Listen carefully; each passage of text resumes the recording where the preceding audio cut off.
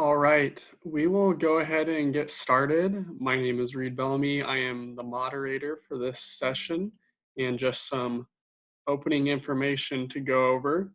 First off, thank you everyone for attending today's training. And today's session, along with all the other training sessions this week, are being recorded, and you'll have the option of viewing them again later. And due to the large number of participants, which may be in the session, your mics have been muted by default. So if you have a question, please use the chat feature. Just drop a question in there at the bottom of your screen, and then we'll compile those questions and pass them along to Deborah to answer at the end of the session. And I want to start today's session by sharing some information that we're including in all the training sessions. If you are brand new to remote or online teaching, we recommend that you visit and explore the resources on the K-State Keep Teaching website at ksu.edu/keep teaching. And the Preparing and Planning page under the Remote Teaching and Learning Resources tab has a checklist of steps to get you started. The homepage of the website also includes get starting checklists for students and faculty. And I'll go ahead and provide that link in the chat box so you can access it if you'd like.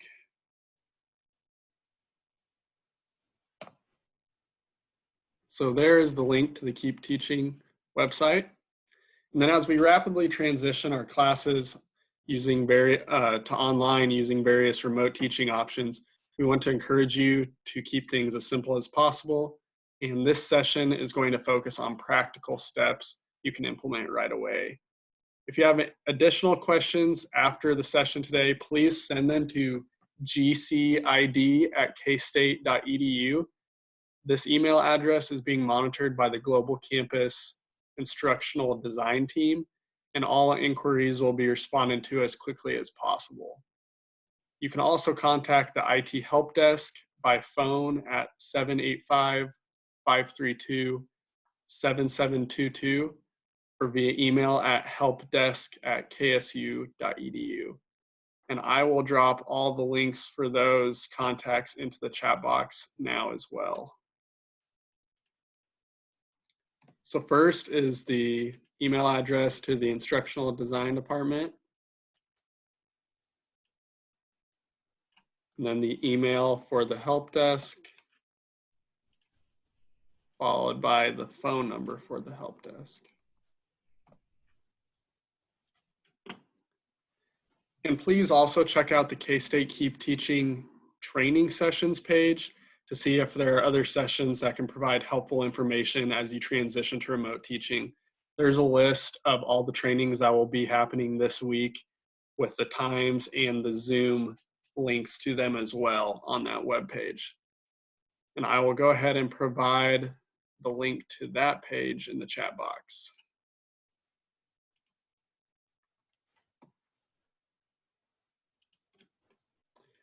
And once again, due to the amount of participants that may be jumping in and out of the chat, your mics are muted. So if you have a question, feel free to toss it down in the chat there and we'll address them all at the end. So I will go ahead and pass it on to Deborah to get started with our training today. Thank you, Reed. Can everyone see my screen that shows a Canvas page? Reed? Yes, okay, good. All right, so my name is Deborah Goins, and I'm an instructional designer with the College of Arts and Sciences.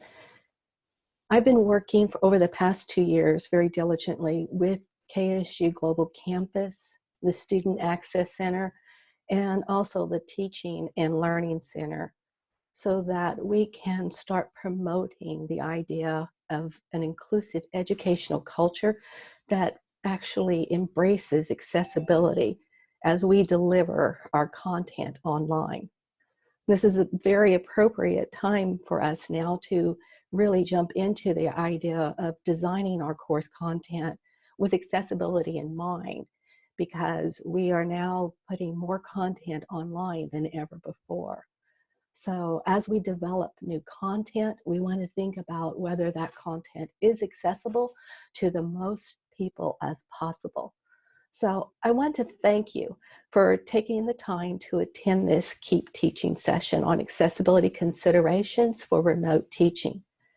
Now, in this session, we're going to have a lot of information for you to keep in mind, but I'm going to cover basic top-level information in order for you to prepare for an online environment. It's just one of the many resources that you will have available to you to get off to a really good start next week. However, I want you to know that I won't be going in deeply into the step-by-step processes for each one of these considerations. So please do let us know if we can help you with one of the concepts or implementing one of the design ideas as you're starting to release new information into your courses this next week.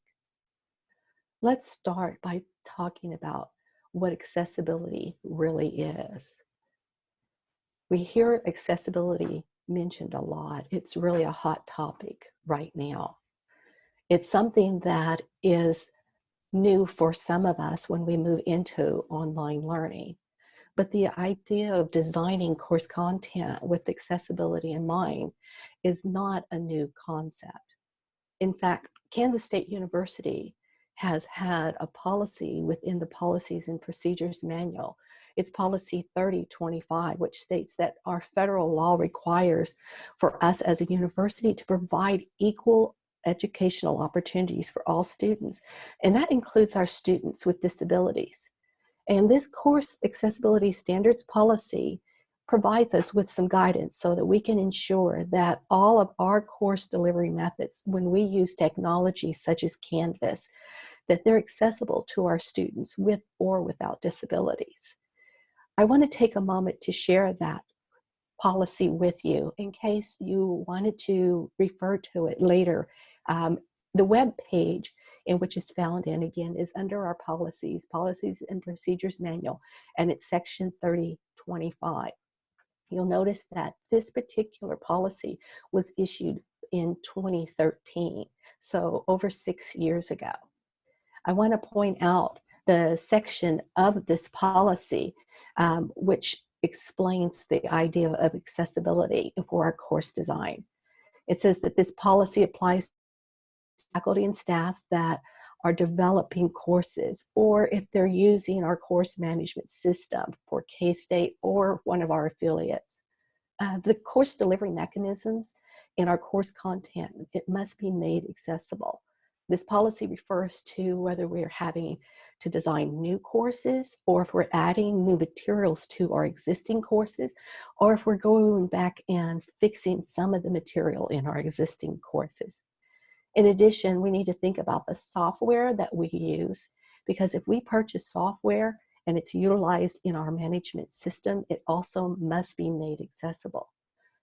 Making courses accessible, it could include things as the way that we're saving our documents in a universal format, such as when we design content and documentation using Microsoft Word. Or it might be that we're providing a written transcript that goes along with something that we recorded as an audio. Or we might want to think about embedding a text description to explain something that is provided as a graphic. Perhaps it's inserted into one of our PowerPoint slides, or we're embedding it into a website. We need to be able to describe images when they don't have actual text. So we want to add textual description to it. But keep in mind that by making courses accessible to students that are sight or hearing impaired, you're actually making that same course accessible to persons with a wide range of other disabilities and abilities. I want also to make note that while I'm going through this material, I'm going to be using the same material that we have made available online at our Canvas webpage. If you go to canvas.ksu.edu and /information or info, INFO, there is a section for digital accessibility. And not only does it go through all of the information that I'm going to refer to today, it goes in deeper to some more step-by-step processes that I won't have time to cover at this moment. You'll notice as I'm going through this session, I'm utilizing Canvas. And what I have done is I've created Canvas pages, and I've created the pages so that it has text description for a student or a person that might need to use a screen reader. And that way they're not limited by the restrictions of having a page with only an image, which is the PowerPoint slide embedded into it. So although I used PowerPoint to create slides, I made these slides available with visual depictions for you to refer to, but I also have included a textual description so that a person is not restricted and barred from being able to get this content if they're not able to see the images that are embedded on this page. That is really what we're talking about when we are referring to accessibility. Accessibility, it's really a general term, and it's used to describe the degree to which we're making something available to other people. That might be some sort of product, it might be information in our course, it may be a device or a service or the actual environment.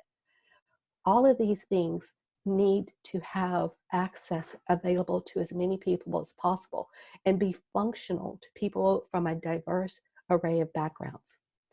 The Office of Civil Rights and the Department of Education has defined our courses as accessible if a student is afforded an equal opportunity to acquire the same information and engage in the same interaction and enjoy the same services.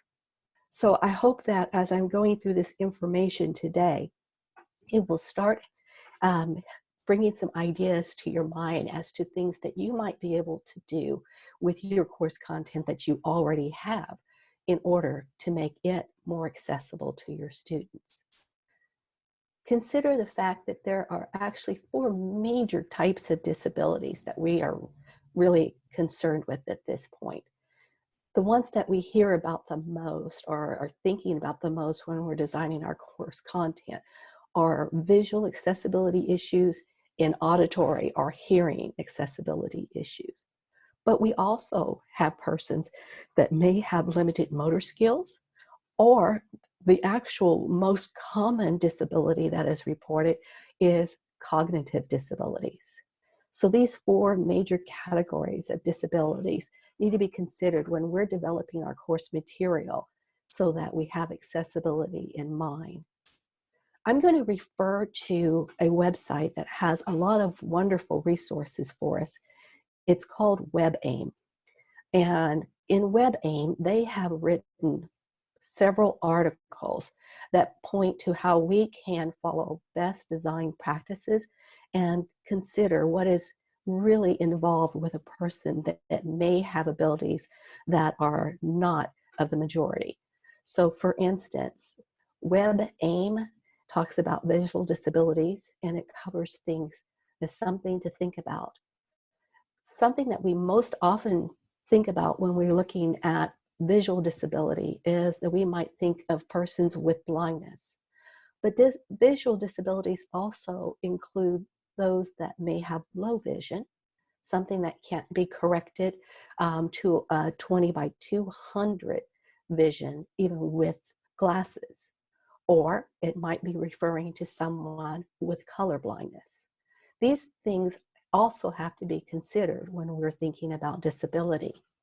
So if you refer to the WebAIM articles, it helps us to appreciate that more is involved when we're designing our course content than someone that has the extreme of a disability, such as a visual disability being blindness or complete deafness for an auditory or hearing disability. Perhaps the person can hear some, but they're hard of hearing. So we need to take that into consideration when we're designing our course content. A person that has a motor disability might not be able to use a mouse at all, or they may be able to use a mouse, but their response time may be slower, or they have limited fine motor control. So if you're having a person take a time to test, perhaps that needs to be considered when you're saying how long that person is going to have to complete their test. It may take them longer simply because it takes them longer to use their mouse. Again, cognitive disabilities is what most of our students are going to report as their learning disability. This might include things besides just our learning disabilities. It might be a distractibility, anxieties. It might be an inability to remember or to focus on large amounts of information at the same time. So when we're designing, keep that in mind. You'll notice that in my web pages that you're viewing, I tried to make information to be not a large amount of information on each page, but small chunks of information that can be digested. Although we are talking about accessibility now that we are in this unique situation, accessibility is really important, and it has been important all along, and we need to consider why it really even matters. Yes, accessibility is required by the law, and when it all comes down to it, we need to do it because it is the law, but we also need to do it because it benefits a lot of people, diverse learners, not just those that have a reported disability. It provides our students with equitable education by giving them multiple means of being able to access content or to display their learning. And accessibility design, when we design things with accessibility in mind, really does work better for our students, and they report a higher learning outcome because our course content, when it's accessible, it's easier for all of our students to use. So we're talking about designing things with the idea of universal design for learners. They have multiple means of representation, expression, and action with the course content that they're receiving and the way that they represent their learning to us.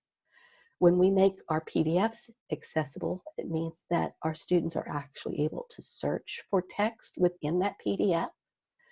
Accessible videos are going to increase learning for not just our students that may have a sight impairment or a hearing impairment, but it also increases learning for our English as second language students with their verbal skills.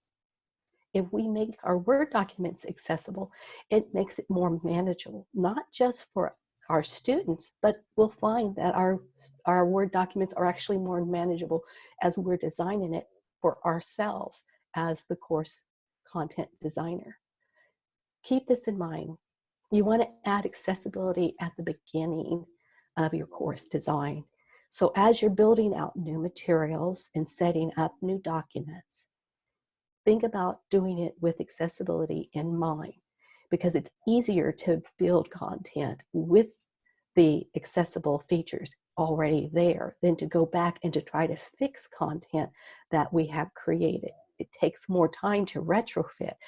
So we don't want to wait until we have a student with an accommodation need and then be put under a timeline of returning that information back to our students in a timely manner. And we definitely don't want our students to fall behind because the course content is not ready for them. Again, we know it's the law, there are regulations, and I thought it would be appropriate for me to take the time out just to point out what these laws and regulations are. First of all, there's the Rehabilitation Act of 1973. It was the first legislative effort for us to really be providing access rights and to respect the access rights for people that might have physical or cognitive disabilities. There are two sections within that act that apply to us at Kansas State University. We have Section 504, which prohibits us from discriminating to anyone within our organization because we are receiving federal funding. Then Section 508 was added in 1998 to bar anyone that has a federal government grant from creating any electronic information or using electronic technology that's inaccessible. Again, at Kansas State University, we are federally funded as an institution, so we're obligated not to discriminate. And we also are obligated to create and use accessible technology. Most of us are familiar with the Americans with Disabilities Act, which states that people with disabilities have an equal right to education and that they are given the legal right to participate in educational programs, including higher education. There are two sections within the ADA Act, one being Title II, which says that our communications must be effective, just as effective as for those learners that don't have disabilities. And then Title III says that we need to provide accommodation for people with disabilities if they're using, if we're in a public facility.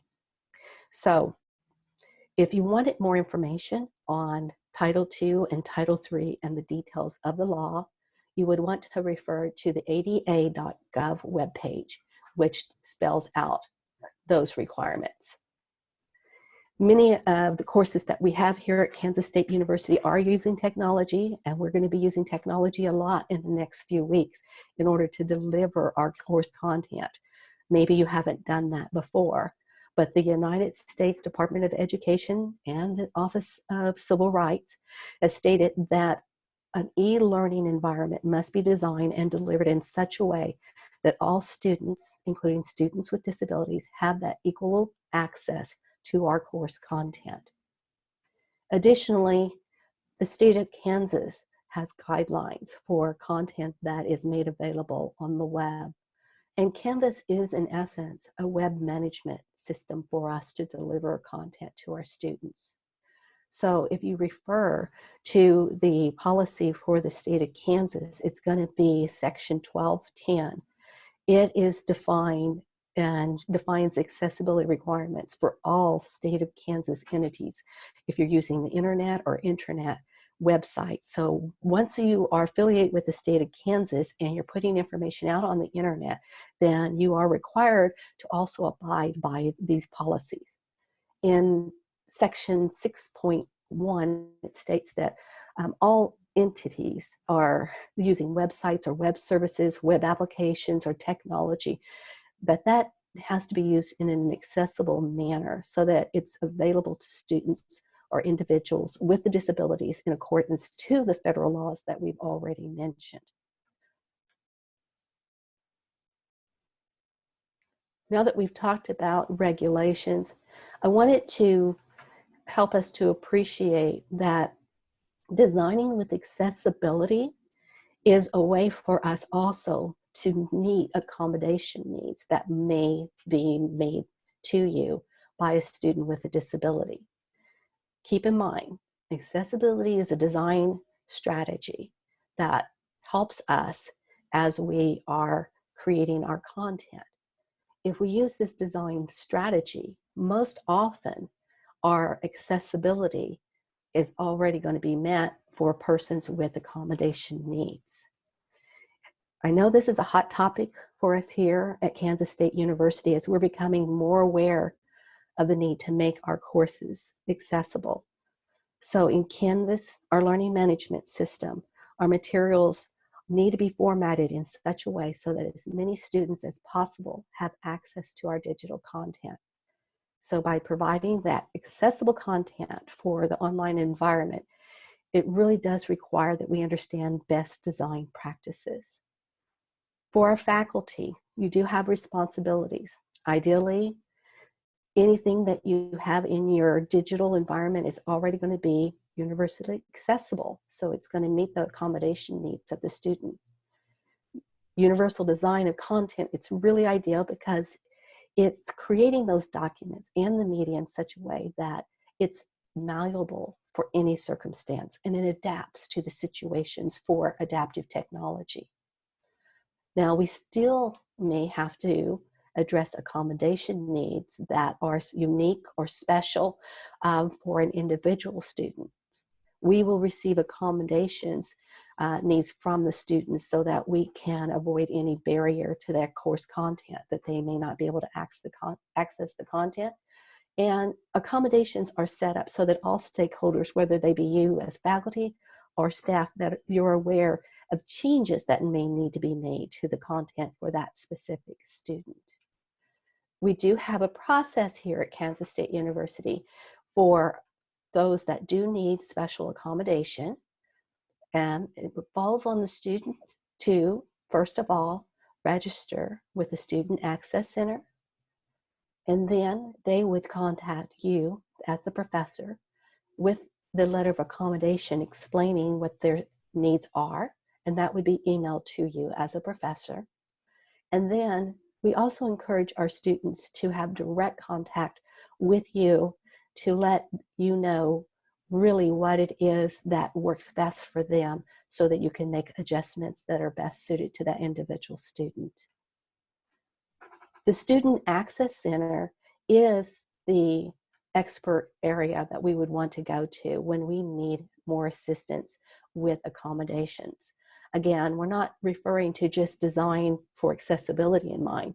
We're referring now to when we need to make something specifically available to a student that has a disability and that need is not being met by good course design with accessibility in mind.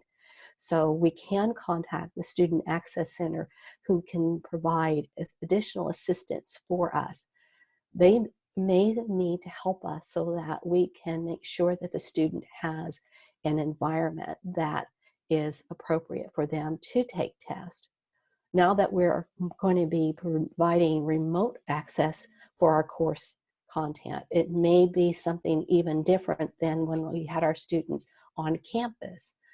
But we do want to take into consideration that that student may now, because they're taking courses online, need an extended time that they may not have needed prior to having a course that was online. Maybe when they were taking a face-to-face course, they didn't need that extended time. So be aware that you may need to provide information in an alternative structure or format. But the Student Access Center is there to help us with those specific accommodation needs.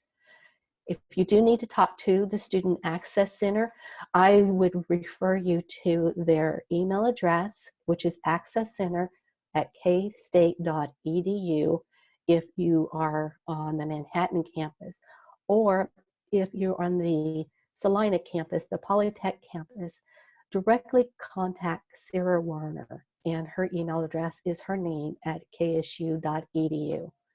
I've provided the phone numbers here, but I cannot guarantee that their numbers are being redirected at this time. There may be some delay in a response. They may have to call you back, so please do leave a message for them.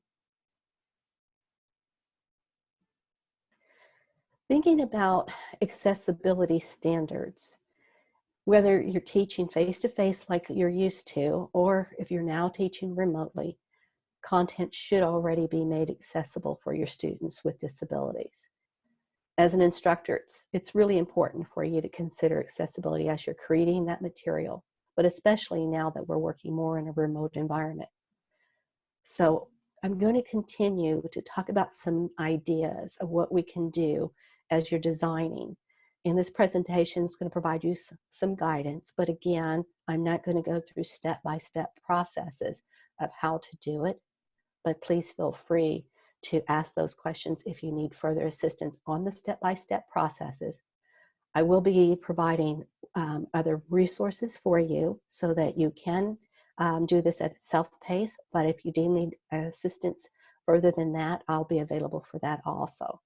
But just be aware that accessibility concerns really should be the best method that's utilized. What does it mean, though, when you're thinking about accessibility and what resources are going to be available for you? The university does recognize that successful implementation of these accessibility standards are going to require a well-designed plan of action, and that we address best strategy practices for compliance. Important, though, is that you do have some committed resources available to you, such as funding, training, and technical support services. So we are offering those services to you at the university.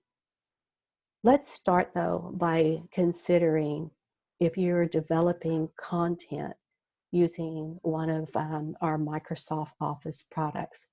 Since we are an Office 365 campus, we're going to talk about things that you can do as you're developing your Word documents and your PowerPoint presentations. It's important that we focus on things such as headings, how you're creating your course documents so that they have heading styles, and list structures. How are they designed when we're talking about your bulleted and your numbered list, and also your visual elements such as maybe images or graphs. And how are you formatting your text? Is it going to be something that can be read out loud if a person is using a screen reader?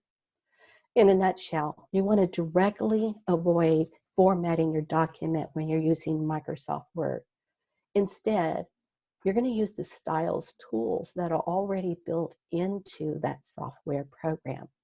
You're going to find that this is going to save you time in the long run if you type your document out in plain text and then use the styles tool for the formatting to add the heading structures and to use your list structures and also to use your text formatting. The styles tool is going to save you time in the long run.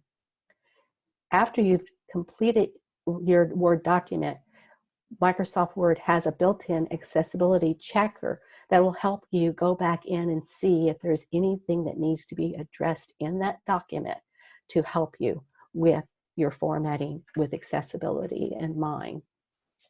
There is a long list of items that you can consider, and I'm not going to take this time today to go through each of those items, but I would like to refer you back to our digital accessibility website, because here we have made available to you items, and you need to just locate the area that is most appropriate. So for instance, if you are wanting to make sure that you have a heading structure for your document set up, we have step-by-step processes and even video links to help you go through the steps on setting up your documents with heading structures.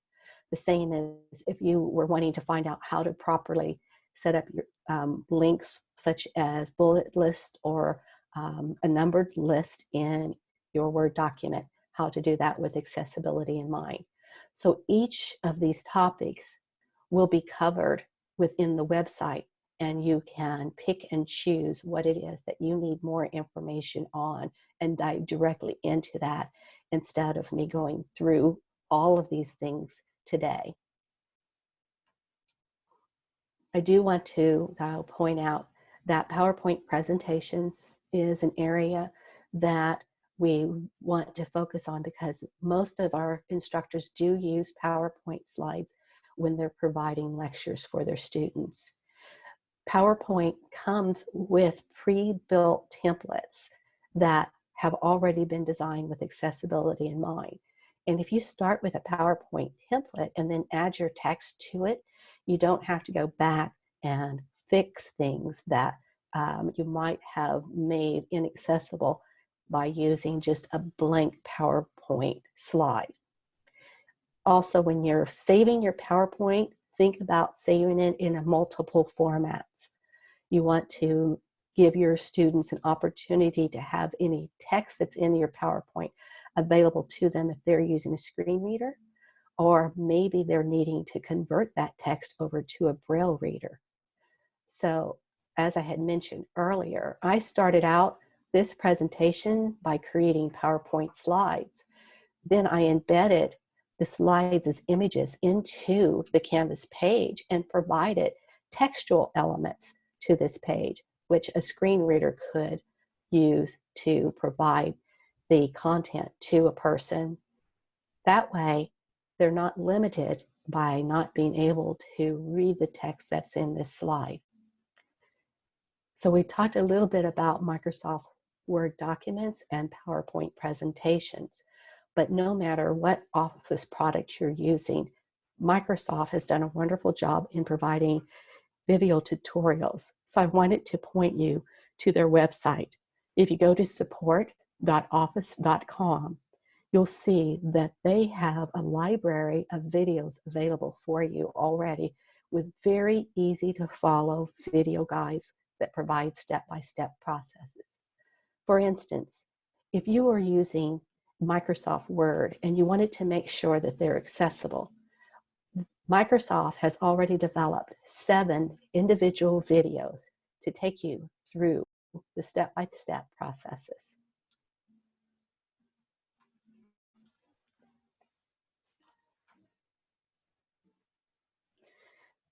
A lot of us are converting our documents into PDF files. And this is an area that we really want to point out because PDFs, although they might look the same as your document, all PDFs are not accessible. The accessibility of a PDF really depends on the original format.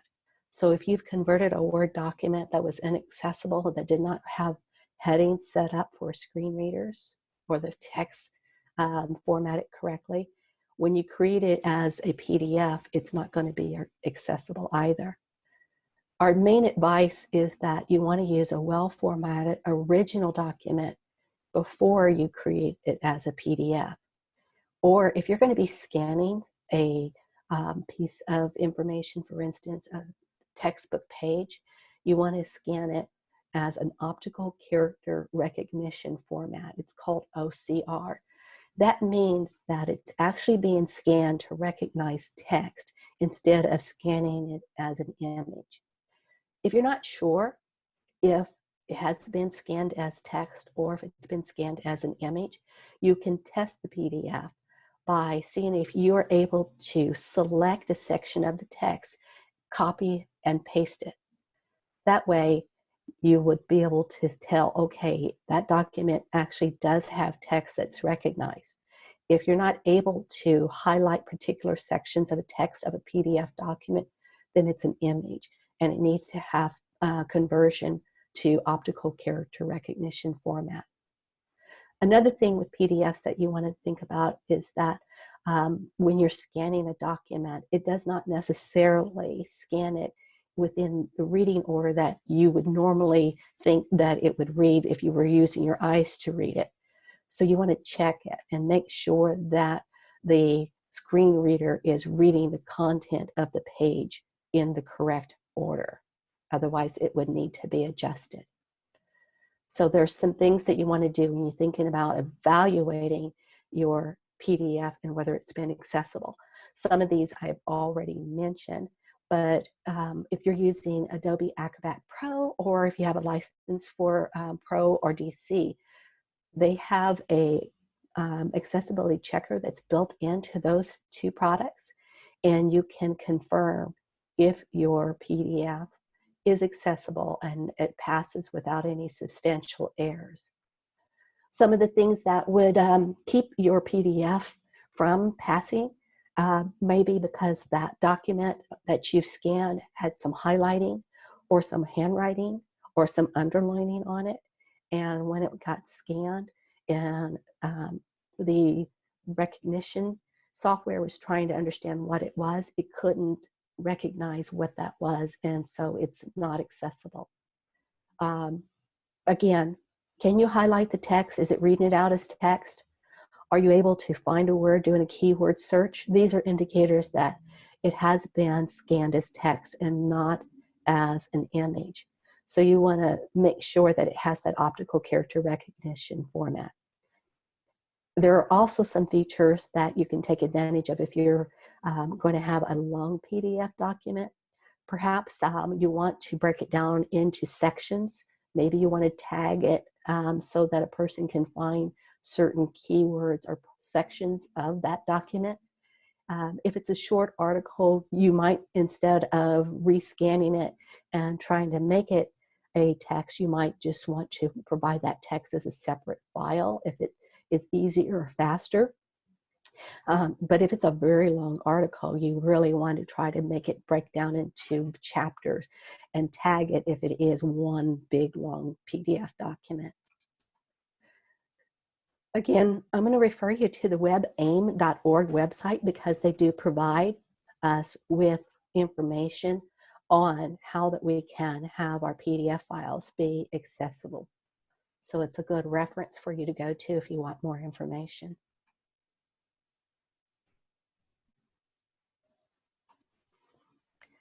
Now, audios and videos are going to be a means for us to try to provide our students with online content when we're going through this transition phase of converting information.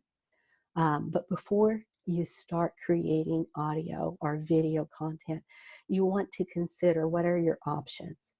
Is there content already made? Is there a video out there already that you can utilize? If so, check and see if it's already been closed captioned. This feature is something that a person can do, can use. Closed captioning, you use it, you can turn it on or you can turn it off. So a student can choose if they want captioning on it. This gives them flexibility. Also, you may need to consider whether the video has subtitles in English. If you are going to get new videos, then look for something that has been captioned. If so, it's going to have a symbol showing that closed captioning has already been provided. So before you start creating your own videos, look and see if there's already one out there that you can use for your subject matter. If you do decide that you're going to need to record your videos, keep in mind that you need to have some sort of captioning made available. Now that's going to be something that's going to be time consuming. So I'm going to go through some thoughts about captioning videos so that you can consider whether it's something that you want to utilize, whether videos are going to be your best method of providing information to your students. You might want to, if you're going to provide a video to your students, first use a transcript for your information on your video. Read it off from a transcript and use that transcript for your captioning. You may have access to a graduate student or a student worker while we're working remotely that might be able to help you with transcribing or captioning your content. There are also third-party vendors that we have contracted through the state of Kansas that for a fee can caption videos, especially in a time when you want a quick turnaround. That might be something that you want to consider. Caption Sync is one of those that is recommended because it works really well with our media site software in Canvas that we already use. But if you want, you can caption your own videos, such as using YouTube. YouTube will caption your videos for you, but then you'll need to go back in and clearing it up for accuracy, which means that you may have to look at the punctuation and the spelling, and then especially make sure that any technical phrases have been translated correctly. There are some really nice YouTube videos out there that tell you how to go through the captioning process if you're using YouTube. So keep in mind that funds are limited if you're going to look at a third-party provider to provide those captions for you. If you decide to go that way, you would want to consider the time that is involved. Is it necessary for you to have a long 40 to 50 minute video? Is it something that you're only going to use one time? Is it something that you're going to have a lot of students that are going to need to view? Or these are the kind of things you're going to ask yourself before you decide that you really want to record a video for your course. And it may be that you have some new information that you want to provide for your students and you decide that the best way to provide it to them is through a video. But each semester, we do have a lot of videos that are posted to Canvas, and we do need at times to consider that we have deaf and hard of hearing students that are going to require the videos that are provided have the captioning available when they're released in our learning management system. Another option to consider is that if we have audio-only files, we can use transcripts to read out loud those audio-only files for a person that's using a screen reader or assistive device. If we have to do the transcribing ourselves, it takes about 5 to 6 hours for every hour that we may want to have someone manually transcribe.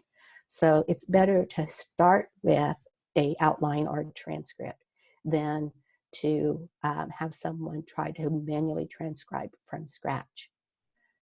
You may also want to consider using a translator such as what's found in Google Docs and have it use its recording feature to play the audio file for us.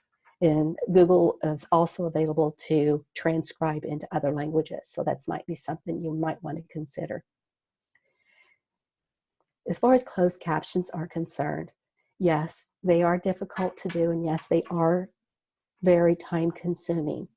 The benefit, though, is that closed captions are not just for students that may have a disability. Closed captions can help all of our learners. Maybe we have international students and they benefit from being able to read out loud, read visually the captions while they're hearing the English version of our lecture. If they are translating in their head, the secondary means of representation helps them to understand the information even better. But even for someone such as myself, I can benefit from closed captions as an older person so that I can remember the information better because I've not only heard it, but I've also seen it.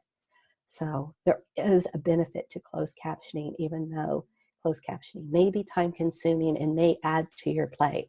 So my recommendation is that you keep your videos short and appropriate and only use videos for information that is vital because it is time consuming. So be aware also if you're going to use that third-party vendor to transcribe your videos, it is going to be costly and funding is limited.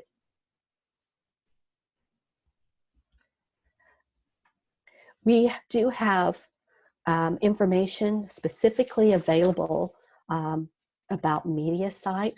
There was a session earlier today that you might have caught around 10 o'clock with Brendan Utek, where he described how you can use MediaSite. We understand that many of our face-to-face instructors have never conducted a class online, and they have limited to no experience using online instruction and collaboration tools like Zoom, MediaSite, and even Canvas. So please do take advantage of some of these other sessions that are available to help you get up to speed on these applications and to provide you with answers to your questions. If you miss the 10 o'clock session on MediaSite, there is going to be another session available tomorrow, Tuesday at 11 o'clock. And then on Thursday at 9 o'clock, there's going to be a drop-in session talking about MediaSite. So I definitely would encourage you to join into these sessions. However, all of the sessions that we have available today are going to be recorded and made available later after they have been captioned. So the two MediaSite orientations are going to be identical. They are going to be simplified. They're not going to go to a lot of detail on how to use MediaSite. The focus is going to be on the basics and how you can access MediaSite and using the desktop recorder for MediaSite and how you can even upload your videos if you made them available from Zoom or if you recorded them from your computer or another device. And the session will help you so that you know how to add that to Canvas in your course modules. Another option that you have available is that you can directly record either video or audio into Canvas. If you do use one of Canvas's features that allow you to record video and audio, there is a tool available that's built into Canvas that you can use to help you with the captioning. It's called Amara, It is free, and in the interface is easy to use. However, it is a manual transcription service, which means that you will be transcribing it yourself and typing it or having someone do that for you. Um, it does have some nice features like YouTube where it helps with the syncing of your audio. However, YouTube has an auto captioning feature that you might find to be a little bit faster. But if you're going to do just a really short video or a really short audio, I would recommend using one of Canvas's recording tools instead of using an outside provider. Thinking about best practices, you want to remember that if you're going to close caption your video, it needs to be accurate. And that's one of the downsides of using the auto captioning feature of YouTube. The accuracy is under 90%. And if you post a caption, closed captioning, it needs to be closer to 99% for us to be in compliance. So it will take time to go in and clean up those captions. If you are going to do any live broadcasting, then there are also service providers that can help with captioning of live broadcasting. This is something that we might do in a situation such as, if we were going to have our graduation and we wanted that to be captioned live. Most often for your courses, you're going to caption it after the fact. I want to point you to a couple of more resources. Again, I mentioned MediaSite, but there is an actual guide to closed captioning that I want to make sure that you're aware of on the MediaSite webpage. So if you haven't already gone to the MediaSite webpage, they do have some suggestions and instructions, and they go further into detail how to set up a third if someone are under to make the captioning available to you. And it goes into more details of other options such as IBM Watson, which is a very low cost option, but its captioning is going to be similar to that of YouTube. The advantage of using IBM Watson, though, is that it is syncing with My MediaSite caption editor, and you can go in and clean it up in My MediaSite. So it's a little bit faster than if you were to try to caption separately using YouTube's captioning. So that's something I just want to make sure that you are aware of as a resource. And then another resource I want to make sure that you are aware of is going to be the Student Access Center, where they provide more information about compliance standards and information that you would need to know when it comes to providing captions and transcripts.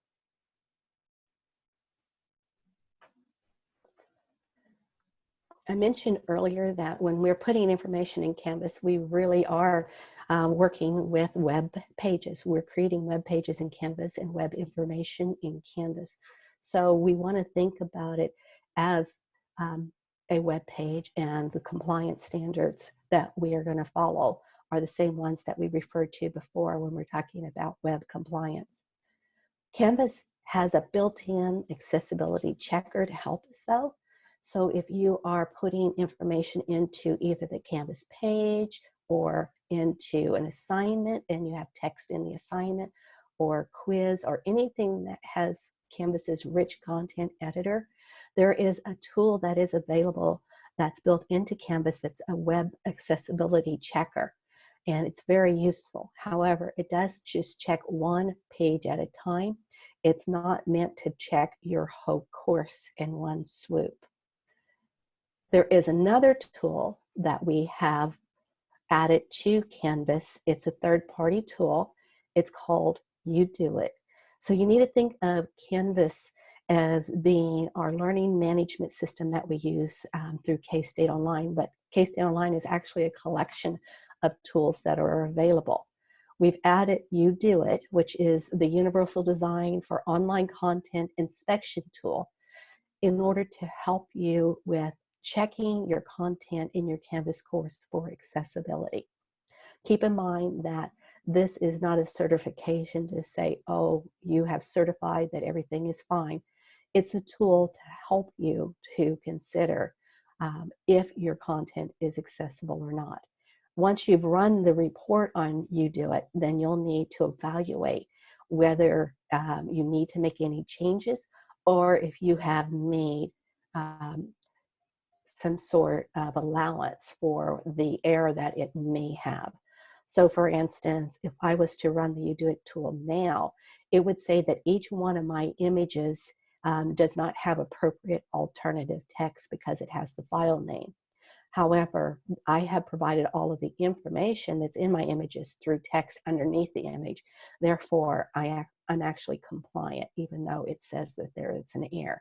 So it is going to take an evaluation on your part to determine whether or not you need to make changes to your Canvas course based on the report that it feeds back to you.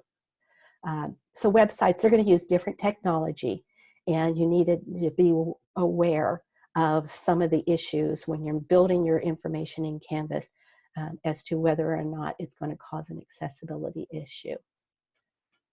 I want to provide you with some other resources. I've already mentioned the webaim.org website, which I really do like, but there's a couple of more websites that I want to point you to. There's one that is available that is,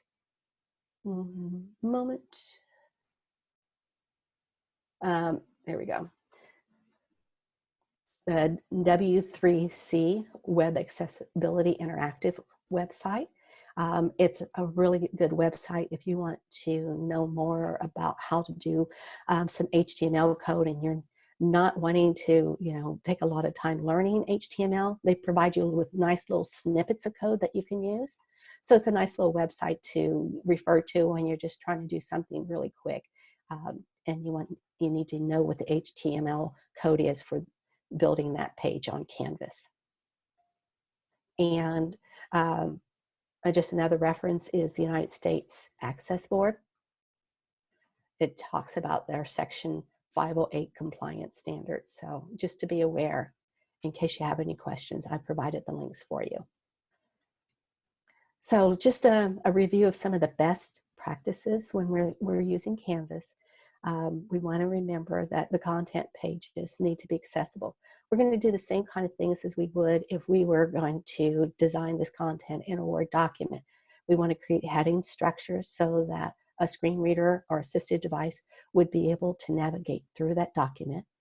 We want to think about how we're creating our list and our bulleted list, and whether it needs to be a bulleted list or if it actually needs to be a numbered list for sequence. We want to look at links that we're creating in our web pages.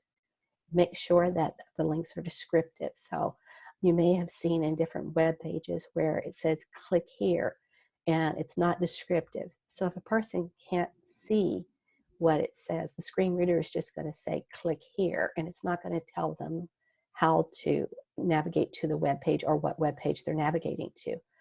There is a quick keyboard shortcut when we're creating a hyperlink. It's Control K or Command plus K. And when you highlight text and then you use that keyboard shortcut, you can easily paste in the web URL. That's because we don't want the screen reader just to read out the web page address, because that would be very tedious for someone that's listening to it on a screen reader. We're going to want to think about how we create tables so that we set them up with a heading structure for our screen readers. Again, how to do it is going to be covered in the web page that I referred to earlier, and also Microsoft's video tutorial shows us how to do it. I'm just pointing out some of these reminders of best practices at this time, including the idea that when we're creating content, we want to use color sparingly and not use color as a way to catch attention to information, and that it's the only way to depict the importance of that information. So for instance, we may be used to putting something in red so that our students know that it needs to be paid attention to, that it's important. However, if our student has a version of color blindness that doesn't recognize red, then we're putting that student at a disadvantage because they aren't seeing the importance of it. So we want to instead maybe make a note and then say note and then let the student know that this is important. So think about how you're using your visual elements and your text elements in your content, whether that be in a Canvas page or if it be in a Word document. And then every time you have an image, you need to consider that if a person is using a screen reader, that image needs to have an alternative text embedded in it so that the screen reader can describe what that text is, or you need to have that text available within that page so that it is read out loud to that student, and they're not being put at a disadvantage because they cannot see the same information.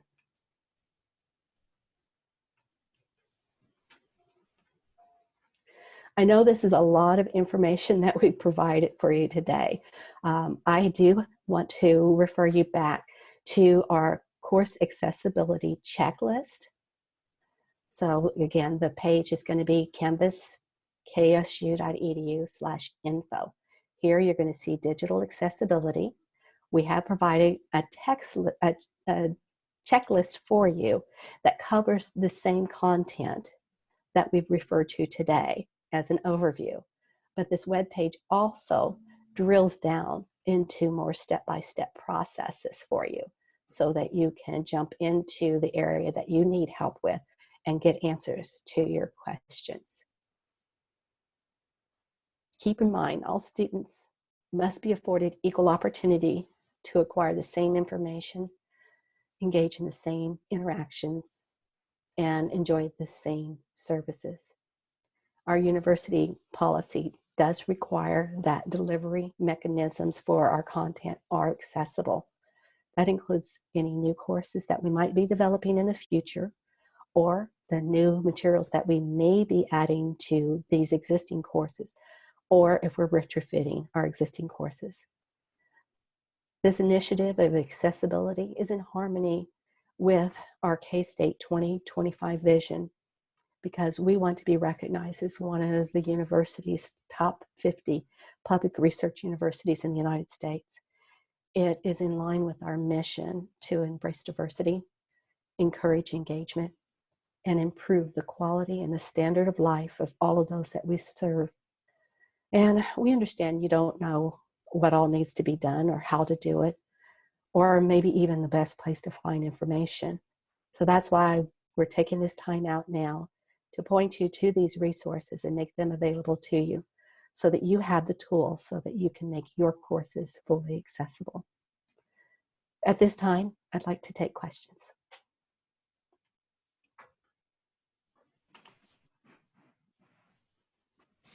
We haven't had really any questions come up in the chat box. If anybody has anything, feel free to drop it down there in the chat and we can address those.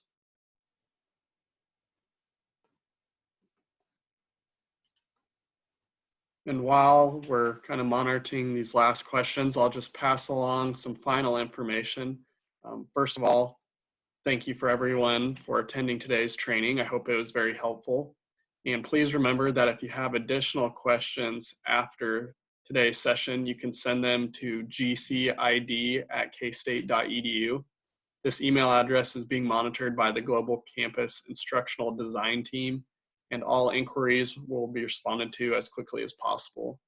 And then you can also contact the IT Help Desk by phone at 785-532-7722 or via email at helpdesk@ksu.edu. And I will once again put that information in the chat box. So please let me know if you do not see it. And then also please check out the K-State Keep Teaching training sessions page to see if there are any other sessions this week that can provide helpful information as you transition to remote teaching. And once again, the link for that website will be in the chat box as well.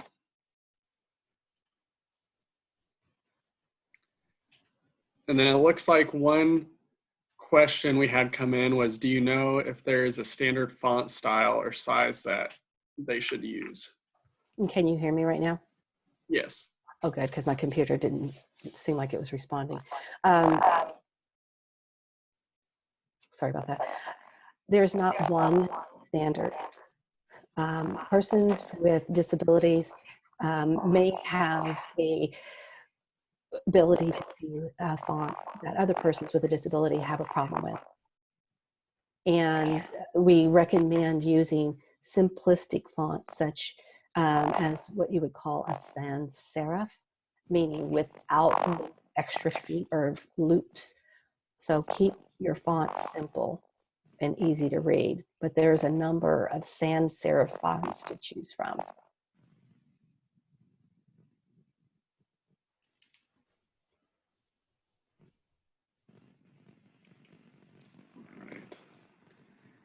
Looks like that's all the questions we've had come in, unless there's anything else you'd like to address, Deborah. That's all I have for the group as well. No, I just really appreciate everyone coming out and showing that they are concerned about how to teach with accessibility in mind. All right. Well, thank you everyone for attending. Thank you, Deborah, for the presentation. And everybody have a good day.